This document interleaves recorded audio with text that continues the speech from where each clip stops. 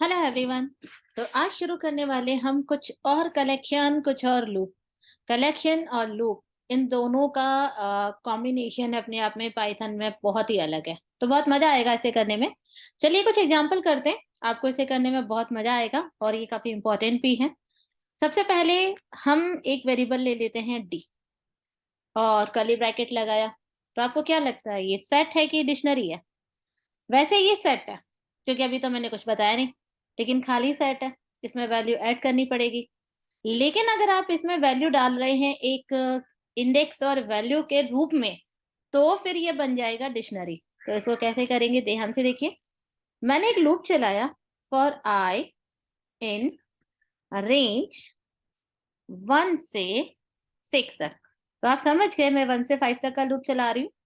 और मैंने यहाँ पे बोला डी के आई इंडेक्स पर आप लोग डाल दीजिए आई इंटू आई।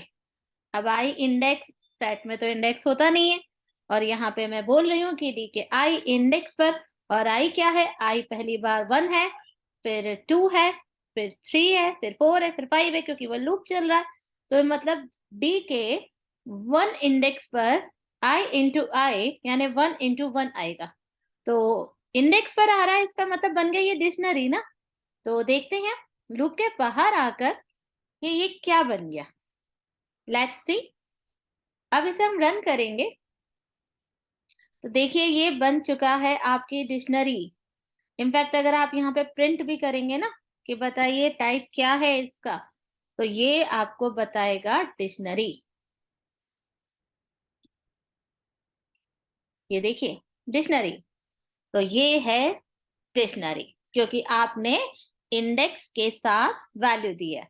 खाली कर्ली ब्रैकेट सेट का सिंबल हो सकता है, लेकिन इंडेक्स विथ वैल्यू हमेशा डिक्शनरी का एग्जाम्पल है। तो नीचे आप देख सकते हैं कि 1 इंडेक्स पर 1 वैल्यू गई, क्योंकि 1 इंडेक्स पर 1 इंटू 1 गया। फिर आई जब 2 हुआ तो 2 इंडेक्स पर 2 इंटू 2 4 हुआ। आई 3 हुआ तो 9 गया, 4 हुआ तो 16 गया, 5 हुआ तो 25 गया। लूप और आगे बढ़ाएंगे और ज्यादा बनता जाएगा। तो ये था हमारा एक एग्जाम्पल।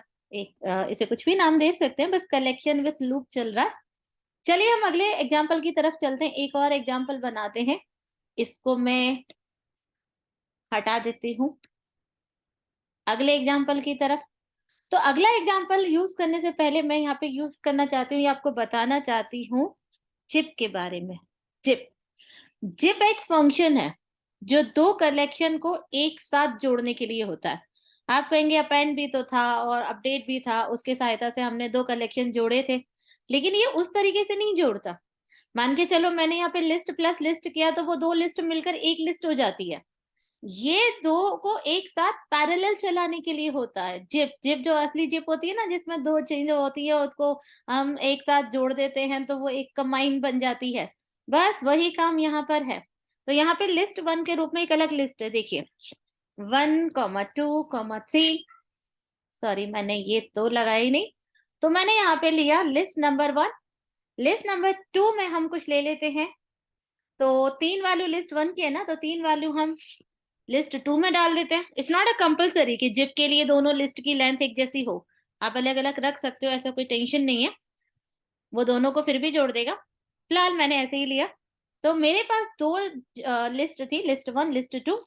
अब मैं लिस्ट 3 में जिप करके L1 और L2 ले रही हूँ, यानी कि दोनों को जोड़ रही हूँ। अब प्रिंट करके देखना चाहती हूँ कि L3 है क्या। लेट्स सी, देखते हैं क्या है।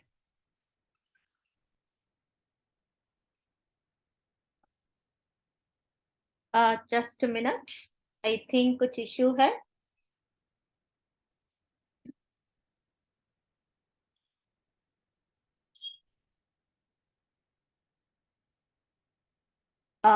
लिस्ट में कन्वर्ट करके देखते हैं, शायद कुछ।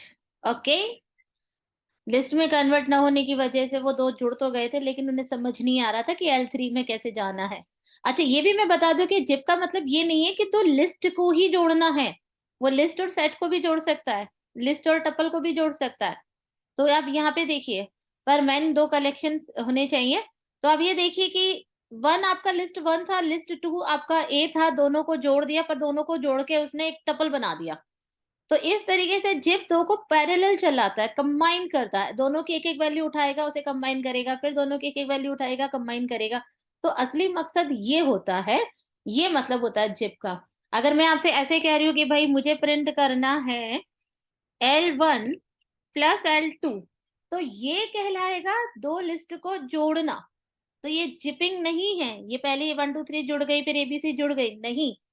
जिप का मतलब होता है 2 लिस्ट को पैरेलली कंबाइन करना या दोनों की एक-एक वैल्यू उठाकर उसका पेयर बनाना, उसका टपल बनाना। तो इसका साफ मतलब है कि इसे तो फिर हम डिक्शनरी भी बना सकते हैं, बिल्कुल बना सकते हैं। पहले मैं आपको एक और एग्जांपल बताती हूँ, बहुत ज़्यादा चलता है ये एग्जांपल, आप बहुत देखेंगे कि सपोज़ दैट मेरे पास L1, L2 है ही ना, यही ले लेते हैं, ओके? तो मैं यहाँ पे L1 और L2 को ही आगे बढ़ाते हुए ले रही हूँ कि सपोज़ दैट कि मैंने एक लूप चलाया, मैंने यहाँ पे एक वेरिएबल लिया कॉमा A, कॉमा B और मैंने यहाँ पे ले लिया इन जिप L1, कॉमा L2। तो मैंने आपको कल बताया था कि जब इन कलेक्शन करते हैं तो ये इटरेटर बन जाता है और फिर ये लूप तब तक चलता है जब तक उस कलेक्शन में आइटम है। तो L1 और L2 में 3 आइटम हैं तो 3 बार ये लूप चलेगा और A और B दोनों लिस्ट में से एक-एक आइटम उठाएगा। यानी A उठाएगा लिस्ट 1 में से और B उठाएगा लिस्ट 2 में से। और हम इन दोनों को बराबर से प्रिंट कर देते हैं A, B। क्या इम्पैक्ट आता है ज़रा देखें? ओके, 1 के आगे ए, 2 के आगे बी, 3 के आगे सी। तो ये 2 पैरेलल लिस्ट कितनी प्यारी दिख रही है, कितनी अच्छी दिख रही है। मतलब साफ लग रहा है कि एक लिस्ट बन गई, 1 2 3 हमारी इंडेक्सिंग हो गई और ये उसकी वैल्यू हो गई। तो मतलब फिर तो डिक्शनरी बहुत इजीली बन सकती है। तो इस तरीके से जिप करके हम इसका बहुत इस्तेमाल करते हैं और आगे चल के अगर जब अपन आगे थोड़े कॉम्पिटिटिव प्रोग्राम करेंगे तो वहां पर भी इसका बहुत यूज है। चलिए अब एक काम करते हैं, डिक्शनरी बनाते हैं। तो डिक्शनरी बनाने के लिए हम लोग यहाँ पे की का एक लिस्ट बना लेते हैं। मतलब 2 लिस्ट बनाएँगे ना, एक लिस्ट बनाएँगे इंडेक्स के लिए, तो 101 पहला इंडेक्स, 102 दूसरा इंडेक्स, 103 तीसरा इंडेक्स, 104 चौथा इंडेक्स, ओके? 4 इंडेक्स हमने बना लिए। भई यहाँ तो बराबर ही रखना क्योंकि वैल्यू का लिस्ट बना रहे हो, तो जितनी की होंगी उतनी वैल्यू होगी। तो पहली वैल्यू 101 पे डाल देते हैं लाइक एप्पल। दूसरी वैल्यू डाल देते हैं सैमसंग, समझ ही गए मैं किसकी वैल्यू डाल रही हूँ। तीसरी डाल देते हैं हम सोनी, चौथी क्या की डालें? अ, काय की डालें? वीवो डाल देते हैं, चलो। ओके, तो ये 4 मैंने एक तरीके से कुछ मोबाइल-वोबाइल ले लिए और ये मेरी डिक्शनरी बन जाएगी कि 101 पे एप्पल है, 102 पे सैमसंग है, 103 पे ये कोई रैंक-वैंक नहीं है, ये तो बस डिक्शनरी बनाने के लिए है। तो डिक्शनरी बनाने के लिए आपको लेना पड़ेगा यहाँ पे डी आई कर देती हूँ क्योंकि डी ऊपर ले लिया था ना इसलिए। डी आई ले लिया फिर उसे डिक्ट में कन्वर्ट करना पड़ेगा और फिर जिप में लेना पड़ेगा, अभी ऊपर ही की थी ये सेम चीज़। और फिर यहाँ पे जिप के अंदर हम लेंगे की कॉमा वैल्यू और फिर उसके बाद अरे डिक्ट डिक्ट होता है, ओके?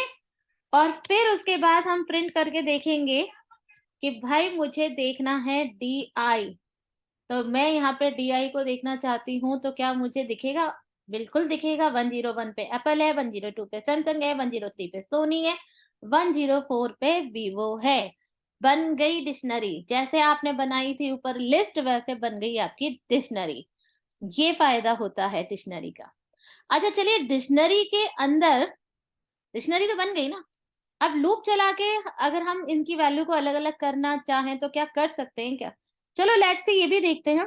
तो फोर की कॉमा वैल्यू एक काम करते हैं के एंड बी कर देते हैं, शॉर्ट रखते हैं इन DI।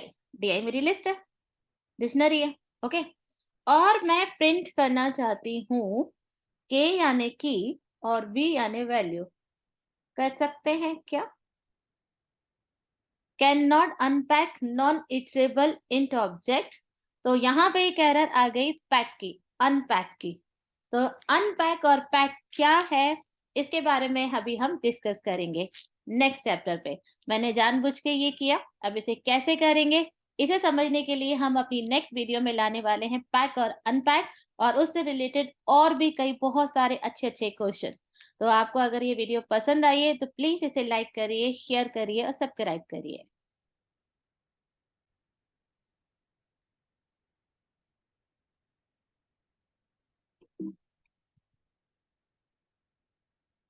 तो हम लोग यहाँ पे इतने तो कर लिया। अब हमारे पास डिक्शनरी बन चुकी है DI। तो अब हम लूप चला के DI के अंदर से भी वैल्यू निकाल सकते हैं क्या?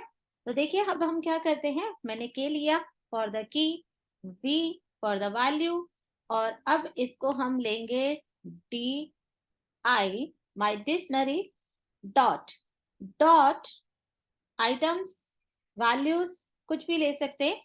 तो आइटम्स ले लेते हैं और फिर हम यहाँ पे आते हैं और प्रिंट करते हैं के कॉमा बी। देखें कुछ होता है क्या? ओके। तो आपने देखा कि इसने वैसे ही दिखा दिया ना जैसे ऊपर लिस्ट में दो जिप करके दिखाया था। तो आपने देखा कि पहले हमने क्या किया, हमने जिप करके दो लिस्ट को बिल्कुल ऐसे देखा था। फिर हमने दो लिस्ट को जिप करके एक डिक्शनरी भी बना दिया, और फिर उसके बाद हमने दोबारा डिक्शनरी को जो बन चुकी थी उसमें से वेल की और वैल्यू को अलग अलग करके, मतलब अलग अलग निकाला। ऐसे हम किसी भी डिक्शनरी को लूप की सहायता से अलग अलग निकाल के एक टेबल की तरह प्रिंट कर सकते हैं। चलिए इसका एक एग्जांपल और बनाते हैं। मान के चलिए मेरे पास एक डिक्शनरी है पिक, और उसके अंदर एक इंडेक्स है नेम, और फिर उसके अंदर एक लिस्ट है जिसमें मैंने XYZ और कॉमा ABC दो नाम डाल दिए। ओके। फिर मैंने यहाँ पे दूसरा जो डाला, यहाँ पे मैंने इंडेक्स डाला एज, और फिर मैंने कॉमा लगा के, सॉरी कॉमा नहीं, कॉलन लगा के दो बंदों की एज डाल दी, 20 एंड 25। ओके। अब हम क्या करेंगे, फिर एक लूप चलाएंगे फॉर के की value in tick dot items, और अब हमें प्रिंट करना है, प्रिंट सबसे पहले के और फिर वैल्यू, लेट्स सी। तो नेम्स है हमारे पास XYZ और एज है हमारे पास ये। तो हम इस तरीके से भी चीजों को क्लियर कर सकते हैं, इस तरीके से चीजों को देख सकते हैं। तो ये है तरीका, ये है तरीका किस तरीके से हम लोग काम कर रहे हैं, ये आप देख रहे हो। तो डिक्शनरी को लूप की सहायता से अलग अलग किया जा सकता है। तो की, वैल्यू, इन सब की सहायता से या कलेक्शन की सहायता से, लूप की सहायता से हम बहुत सारे एग्जाम्पल बना सकते हैं। इसमें से कुछ एग्जाम्पल मैंने आपको शेयर करे हैं। अच्छा, अब आगे और भी कई एग्जाम्पल है, लाइक पैकिंग, पैक करना, अनपैक करना, ये सब क्या होता है ये नेक्स्ट वीडियो में देखेंगे। और ये सब हमारे कॉम्पिटिटिव प्रोग्रामिंग के अंदर आते हैं, तो इस पे ध्यान दीजिए। और कोई डाउट होता है तो पूछिए, और अगर आपको ये वीडियो पसंद आई है तो इसे लाइक करिए, शेयर करिए।